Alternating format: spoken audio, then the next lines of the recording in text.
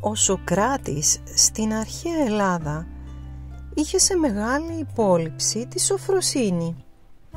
Μια μέρα κάποιος πήγε και βρήκε τον μεγάλο φιλόσοφο και του είπε: «Ξέρεις τι έμαθα για το φίλο σου?»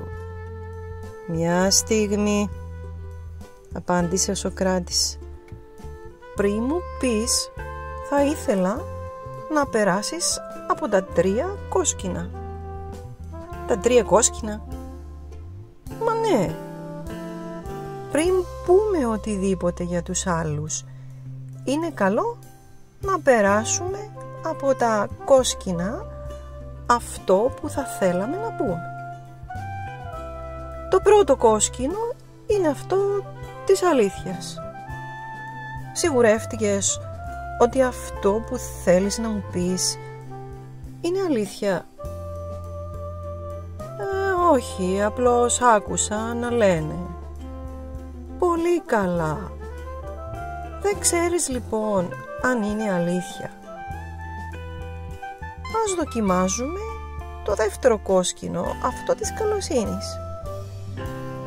Αυτό που θέλεις να μου πεις για το φίλο μου είναι κάτι καλό?» «Όχι, αντίθετα». «Άρα», συνέχισε ο Σωκράτης, «θέλεις να μου πεις κακά πράγματα για αυτόν και δεν είσαι καν σίγουρος ότι είναι αλήθεια. Ίσως μπορείς να περάσεις από το τρίτο κόσκινο για να δούμε αυτό της χρησιμότητας. Είναι χρήσιμο να μάθω αυτό που έκανε ο φίλος μου?» «Όχι, νομίζω πως όχι».